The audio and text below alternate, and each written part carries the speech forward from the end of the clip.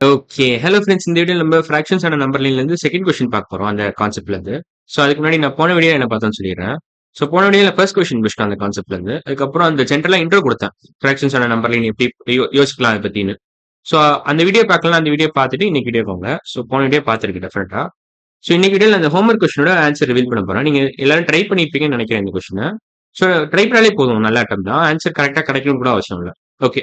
இதுல என்ன கேக்குறாங்கன்னா which point is set 3/4 on number line 3/4 on the number line. ஓகேவா? ஸோ ஃபர்ஸ்ட் ஆப்ஷன் என்ன, சூஸ் ஒன் ஆன்சர் கொடுத்துருக்காங்க. ஸோ ஒரு ஆப்ஷன் தான் கரெக்ட். ஸோ இந்த ஆப்ஷன் என்ன கொடுத்துருக்காங்கன்னா பாயிண்ட் இங்க இருக்கிற மாதிரி கொடுத்துருக்காங்க. ஆனா பாயிண்ட் வந்து ஒன்னை தாண்டிடுச்சு. ஸோ இது டெஃபினட்டா கிடையாது. 3/4 இஸ் லெஸ் தென் 1, அது தெரியும்னு நினைக்கிறேன். 3/4 is actually less than 1. 1 is for figure than 3/4. 3/4 plus 1/4 போட்டாலே உங்களுக்கு 1 தான் வரும். ஸோ அப்போ வெறும் 3/4 நீங்க என்ன அர்த்தம்? 3/4க்கும் 1க்கும் நீங்க கம்பேர் பண்ணீங்கன்னா 3/4 தான் 1ஓட கம்மியா இருக்கும். ஸோ 3/4 பிளஸ் சம்திங் எக்ஸ்ட்ரா போட்டால் தான் 1 கிடைக்கும். அப்போ 3/4 இஸ் ஆசச் 3/4 தனியா இருந்துச்சுன்னா 3/4 இஸ் லெஸ் தென் 1. ஸோ பேசிக்கா நீங்க எப்படி யோசிக்கலாம், நீங்க நியூமரேட்டர் வந்து டினாமினேட்டரோட குட்டியா இருக்கு. ஸோ நியூமரேட்டர் வந்து டினாமினேட்டரோட குட்டியா இருந்துச்சுன்னா ஓவரால் ஃபிராக்ஷனோட வேல்யூ லெஸ் தென் 1 தான் இருக்கும். ஸோ அப்படி கூட யோசிக்கலாம். ஸோ அது ஒரு ஒன் வே ஆஃப் திங்கிங் அதுவும். ஸோ இந்த பாயிண்ட் வந்து ஆக்சுவலா மோர் தென் 1. ஸோ கிட்டத்தட்ட 1ஓட நல்லா தாண்டி இருக்கு. இது ஆக்சுவலா ஹாஃப் வரும். இது 1 நினைக்கிறேன். இது 1.5 வரும். ஆனால் 3/2 வரும் இது ஆக்சுவலா. அவங்க கேட்கறது 3/4. ஆனா இதுல இருக்கிறது 3/2 ஆக்சுவலா. இது ஹாஃப், இது இன்னொரு ஹாஃப். 2 ஹாஃப்ஸ், இது 3 ஹாஃப்ஸ். 3 ஹாஃப்ஸ் 3/2 அவ்வளவுதான். ஸோ இது கரெக்ட். ஃபர்ஸ்ட் ஆப்ஷன் தப்பு. அவங்க கேட்கற 3/4 எங்க இருக்குன்னு கேட்கறாங்க நம்பர் லைன்ல. ஸோ செகண்ட் ஆப்ஷன் பார்க்கலாமா? செகண்ட் ஆப்ஷன் பாத்தீங்கன்னா 1 இங்க இருக்கு. ஸோ 1 பேசிக்கா 1ல மார்க் பண்ணிருக்காங்க. ஸோ 1 மார்க் பண்ணிருக்காங்க. அவங்க கேட்கறதோ 3/4.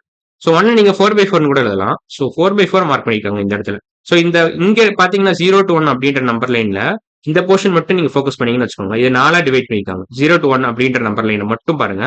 ஸோ இங்க இது ஒரு போர்ஷன், இது ஒரு போர்ஷன், இது இன்னொரு போர்ஷன், இது இன்னொரு போர்ஷன், இது இன்னொரு போர்ஷன். ஸோ எல்லாத்தையும் நான் வேணா பிளாக்ல கன்வெர்ட் பண்ணிடுறேன். கொஞ்சம் ஈஸியா இருக்கும் பாக்குறதுக்கு விஷுவலா. அவ்வளவுதான். ஸோ இப்போ உங்களுக்கு கிளியரா தெரியும் நினைக்கிறேன். ஸோ இது ஒரு போர்ஷன், இது ஒரு பீஸ், இது இன்னொரு பீஸ், இது இன்னொரு பீஸ், இது 4 பீஸ். ஸோ 0 to 1 அப்படின்ற நம்பர் லைனை நம்ம 4 பிரிச்சிருக்கோம். ஸோ 1 மார்க் பண்ணா அப்ப எத்தனாவது பீஸ்? அது 4th piece. So 4 out of 4 வந்துடும். 4th piece பேசிக்காது. ஸோ 4 ஜம்ப்ஸ் பண்ணீங்கன்னா உங்களுக்கு 1 கிடைக்குது. அப்போ 1 ஜம்ப் என்னது? 1/4 of the entire distance from 0 to 1. So அது புரிஞ்சிருக்கும்னு நினைக்கிறேன். ஸோ அதுவும் தப்பு தான். ஸோ இங்கே 1 பொறுத்த வரைக்கும் 4/4 தான் அர்த்தம். ஸோ இதுவும் தப்பு, இதுவும் தப்பு. ஓகேவா? ஸோ இப்போ நான் வேற கலர் வேணா எடுத்துக்கிறேன். என்ன கலர்? இதே எடுத்துக்கிறேன். இப்போ 0 to இங்க பாத்தீங்கன்னா இங்கே 4 பீசஸா பிரிச்சிருக்காங்க. ஆனா இங்க இந்த பாயிண்ட் அவங்க கேட்கறாங்க. இந்த பாயிண்ட் எதுன்னு கேட்கறாங்க. இந்த பாயிண்ட் நல்லா பாருங்க. இந்த பாயிண்ட் என்னன்னு கேட்கறாங்க. ஸோ இது ஃபர்ஸ்ட் ஜம்ப், ஒரு ஜம்ப், இது ரெண்டாவது ஜம்ப், இது மூணாவது ஜம்ப். ஸோ தேர்ட் ஜம்ப் தான் இங்க வருது. ஃபோர்த் ஜம்ப்னா உங்களுக்கு 1 கிடைச்சிடும். ஸோ ஃபோர்த் ஜம்ப் இல்ல, அவங்க தேர்ட் ஜம்ப் தான் அவங்க மார்க் பண்ணியிருந்தாங்க. ஸோ தேர்ட் ஜம்ப் நான் கரெக்டா நானும் மார்க் பண்ணிட்டேன் இப்ப. சோ 4 இப்ப இங்கேயும் அதேதான். ஹோல் நம்பர் லைன் நீங்க ஹோல் நம்பர் லைன் ஃபோக்கஸ் பண்ண தேவையில்ல. வேற இந்த நம்பர் லைன் மட்டும் பாருங்களேன். 0 to 1 மட்டும் நீங்க ஃபோக்கஸ் பண்ணீங்கன்னு வச்சுக்கோங்களேன். அகைன் 0 to 1 நீங்க ஃபோக்கஸ் பண்ணீங்கன்னா நாலா பிரிச்சிருக்காங்க. 4 பீஸா பிரிச்சிருக்காங்க. 4 பீஸா கட் பண்ணிருக்காங்க. 1 2 3 4 பீசஸா கட் பண்ணிருக்காங்க இந்த போர்ஷனை மட்டும். சோ அதுல தேர்ட் போர்ஷன் தான் அவங்க மார்க் பண்ணியிருந்தாங்க ப்ரீவியஸா.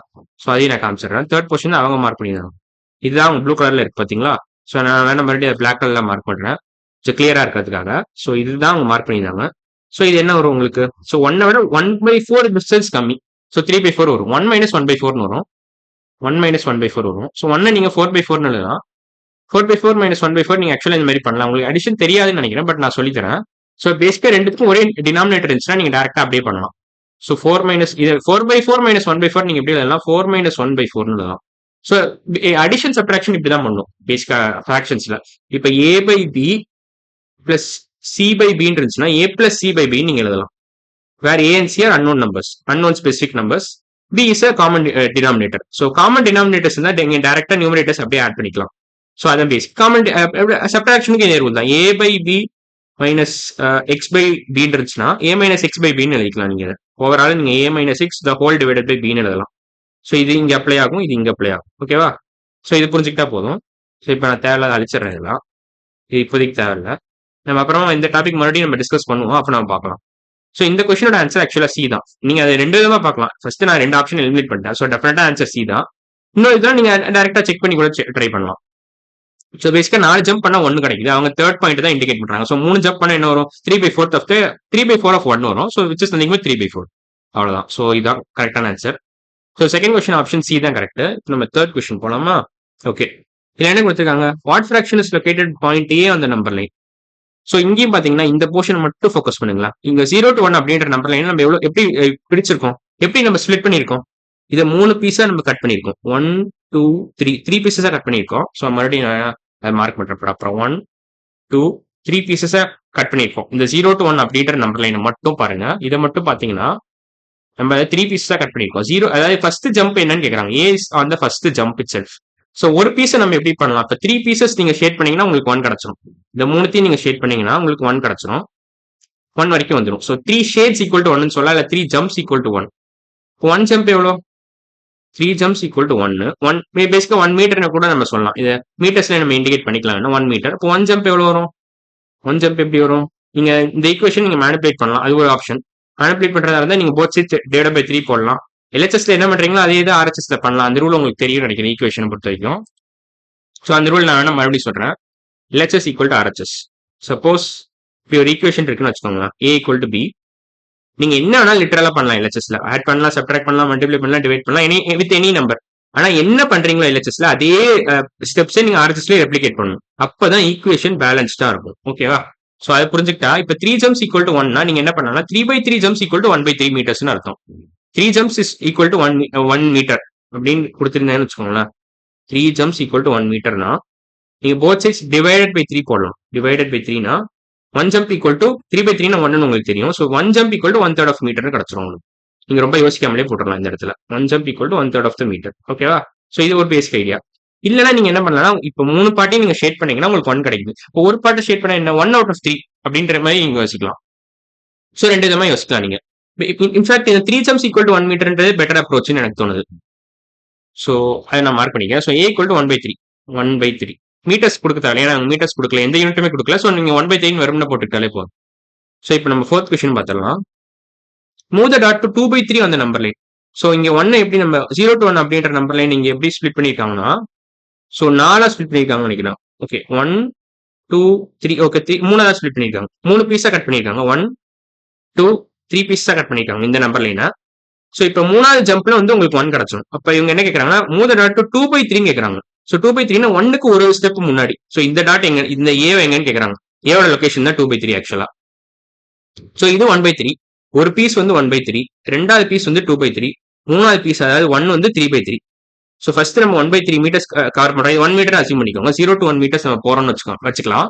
ஸோ ஃபர்ஸ்ட் 1/3 நீங்க போறீங்க, 1/3 மீட்டர்ஸ் கவர் பண்றீங்க. அப்புறம் ரெண்டாவது இன்னொரு 1/3 கவர் பண்றீங்க. அதாவது which is nothing but 2/3. So 1/3 plus 1/3 is nothing but 2/3. So அவங்க அதான் கேட்கறாங்க. So move the dot to 2/3 அந்த நம்பர் லைனா இதான் ஆன்சர். ஏ தான் ஆன்சர். ஏன்ற பாயிண்ட் தான் ஆன்சர். ஸோ ஆன்சர் வந்து ஏ தான். இதான் ஆன்சர் பேசிக்கா. நான் இன்னும் நான் நல்லா மார்க் பண்றேன். இதான் ஆன்சர். அவ்வளவுதான். ஓகேவா? ஸோ இப்போ நம்ம இன்ஃபேக்ட் இந்த வீடியோல இது போதும்னு நினைக்கிறேன். 5th கொஸ்டின் நம்ம அடுத்த வீடியோ போடலாம். ஸோ இன்னைக்கு வீடியோ நம்ம என்ன போட்டிருக்கோம்னா 4th கொஸ்டின் முடிச்சிட்டோம், அப்புறம் 3rd கொஸ்டின் முடிச்சிட்டோம், அப்புறம் வேற என்ன முடிச்சோம், செகண்ட் கொஸ்டின் முடிச்சிட்டோம். ஸோ 2 3 4 3 கொஸ்டின் முடிச்சிட்டோம். இந்த ஃபிராக்ஷன்ஸ் ஆன நம்பர் லைன் அப்படின்ற எக்ஸசைஸ்ல இருந்து எக்ஸ்ட்ரா எக்ஸசைஸ் தான். இது எக்ஸ்ட்ரா கான்செப்ட் தான், புக்ல இல்ல இது. ஸோ டெக்ஸ்ட் புக்ல இல்லாது, பட் நம்பர் லைன் ஃபிராக்ஷன்ஸ் எப்படி நம்பர் லைன்ல ரெப்ரசென்ட் பண்ணணும் உங்களுக்கு தெரிஞ்சுக்கிட்டா ரொம்ப யூஸ்ஃபுல்லா இருக்கும். அதுக்காக தான் நான் சொல்லித்தரேன், டெக்ஸ்ட் புக்ல இல்லாத பட்சத்துல கூட. ஸோ நம்ம 3 கொஸ்டின் முடிச்சிட்டோம் இன்னைக்கு வீடியோல. So 3 questions done. அடுத்த வீடியோல நம்ம 5th கொஸ்டின்ல இருந்து ஸ்டார்ட் பண்ணலாம். ஸோ 5th கொஸ்டின் இங்க இருக்கு, இதான் நினைக்கிறேன். இதான் ஸ்டார்ட் பண்ணலாம். ஸோ இதை நீங்க ஹோம்ஒர்க்கா என்ன பண்ணலாம். What point is set, what number is set point A. So இதான் ஹோம்ஒர்க். இதை கண்டுபிடிக்கணும். ஏவோட ஃபிராக்ஷனல் ரெப்ரசன்டேஷன் என்னன்னு கண்டுபிடிக்கணும். ஃபிராக்ஷனல் ரெப்ரசன்டேஷன் ஃபிராக்ஷன்ல எழுதணும் பேசிக்கா. ஏவை நீங்க ஃபிராக்ஷனா எழுதணும். சம்திங் பை சம்திங்னு எழுதணும் நீங்க ஏவை பேசிக்கா. அது புரிஞ்சுக்கணும்னு நினைக்கிறேன் நான் சொல்ல வர்றது. ஸோ இதான் ஹோம்ஒர்க் உங்களுக்கு. ஸோ 5th கொஸ்டினை பண்ணிட்டு வாங்க, நான் அடுத்த வீடியோல பார்க்கலாம். ஸோ இன்னைக்கு வீடியோல நம்ம 3 கொஸ்டின் முடிச்சிட்டோம். ஸோ இன்னைக்கு வீடியோ அவ்வளவுதான். அடுத்த வீடியோல பார்க்கலாம். பாய்.